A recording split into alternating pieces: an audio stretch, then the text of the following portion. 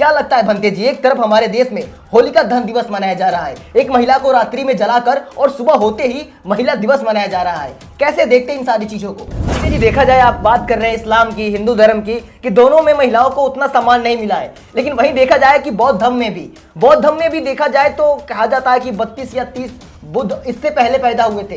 क्या उनमें से एक भी महिलाएं क्यों नहीं पैदा हो पाई? क्या बौद्ध धर्म में महिलाओं को उतना सम्मान मिला है? नमस्कार, मेरा नाम है अरुण गौतम और आप देखना शुरू कर चुके हैं धाकड़ टीवी। आज है 8 मार्च और आज के दिन को दुनिया में अंतर्राष्ट्रीय महिला दिवस के रूप में मनाया जा रहा है।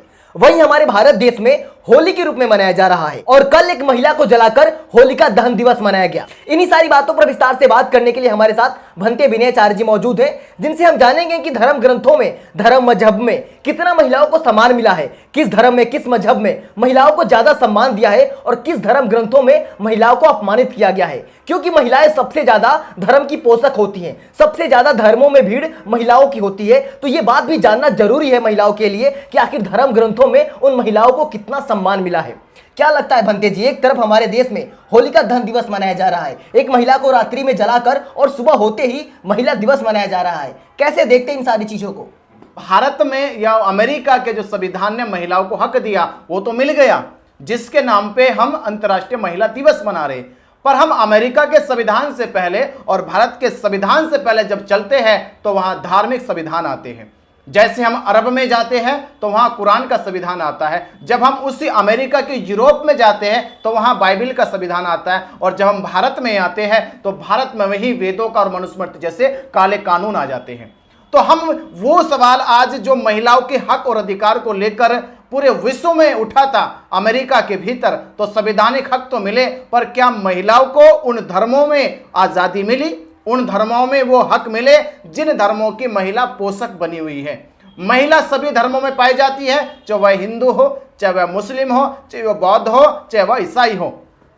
1400 साल में आज भी महिलाएं 1400 साल में आज भी महिलाएं इस्लाम धर्म में इमाम नहीं बन सकती। महिलाओं के साथ आज तक का असमानता का व्यवहार, महिला आज भी मस्जिद में जाके नमाज नहीं पढ़ सकती। 1400 साल हो गए, दुनिया बदल गई, संविधान बदल गए, दुनिया का दस्तूर बदल गया, पर महिलाओं को आज भी इस्लाम धर्म के भीतर, जहां आधुनिक दुनिया में हम पहुंच चुके हैं, जहां हमारी दुनिया पूरी बदल चुकी है, आज उस बदली दुनिया में महिलाओं को मस्जिद में जाकर नमाज पढ़ने का हक नहीं है। तो देखा जाए भंते जी, तो इससे अच्छा हिंदू धर्म है कि इस्लाम में महिलाएं नमाज नहीं पढ़ सकती, मस्जिद में नहीं जा सकती, लेकिन हिंदू धर्म में तो आज़ादी है, महिलाएं मंदिर में जा सकती हैं, महिलाएं पुजारी भी बनती है हिंदू धर्म में। तो बिल्कुल, महिलाएं हिंदू धर्म में जाकर पूजा कर सकती है, प्रार्थना कर सकती है, अपनी बात अपने देवता से कह सकती है। पर उसी धर्म में एक और असमानता है, उसी धर्म में एक असमानता है। वह असमानता है, जैसे अभी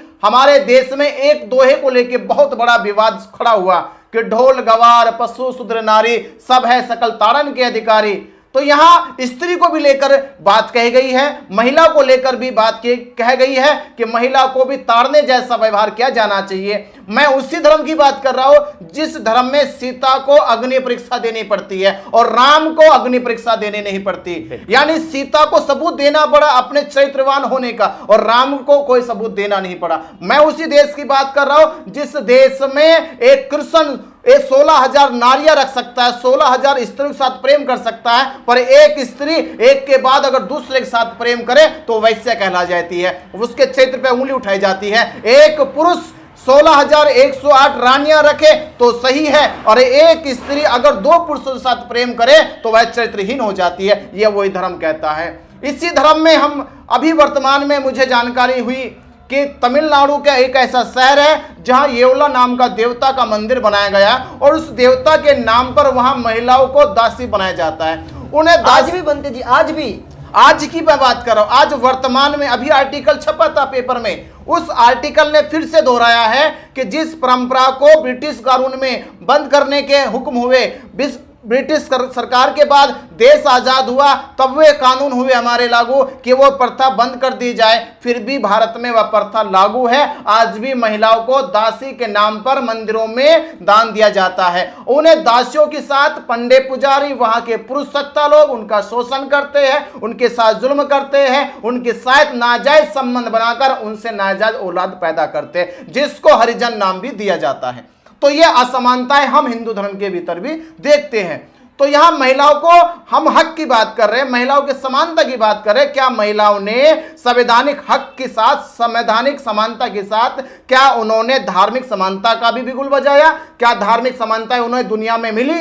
तो ऐसा अभी तक महिलाओं को वो हक। लेकिन भंते जी देखा जाए, आप बात कर रहे हैं इस्लाम की, हिंदू धर्म की, कि दोनों में महिलाओं को उतना सम्मान नहीं मिला है। लेकिन वहीं देखा जाए कि बौद्ध धर्म में भी देखा जाए तो कहा जाता है कि 32 या 30 बुद्ध इससे पहले पैदा हुए थे।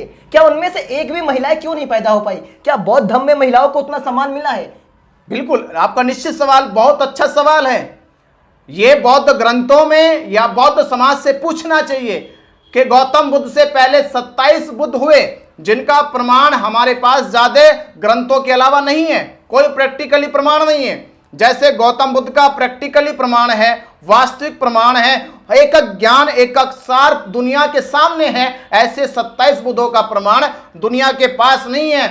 फिर भी एक सवाल उठता है कि बुद्ध से पहले जितने भी 27 बुद्ध हुए वो सभी के सभी पुरुष हुए, एक भी महिला बुद्ध बौद्ध धर्म में अब तक नहीं बनी। तो ये सवाल बौद्धों पे बनना जरूरी है कि महिला बौद्ध धर्म में अब तक बुद्ध क्यों नहीं बन पाई? 28 बुद्ध हुए पर वह पुरुष ही क्यों हुए, महिला क्यों नहीं हुई? महिला को क्या बुद्धत्व प्राप्ति का ज्ञान नहीं है? क्या बुद्धत्व प्राप्ति का मार्ग उसको मालूम नहीं है? क्या बुद्धत्व प्राप्ति वह नहीं कर सकती?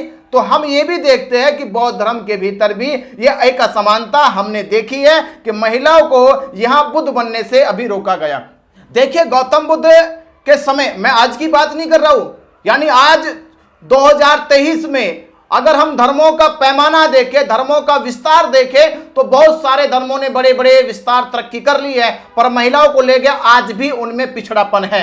हम बात कर रहे गौतम बुद्ध की। गौतम बुद्ध ने 2500 वर्ष पहले जब यह सवाल आया बुद्ध के पास कि महिलाओं को भी संन्यास जीवन जीने का हक है क्या महिला भी बौद्ध भिक्षुणी बन सकती है? तो बुद्ध ने तुरंत उस प्रस्ताव पर हामी भर ली और यह कहा कि महिलाओं को उतना ही हक है जितना हक एक पुरुष को है, महिलाओं को भी उतना ही हक है जितना हक एक पुरुष को बुद्ध बनने का है।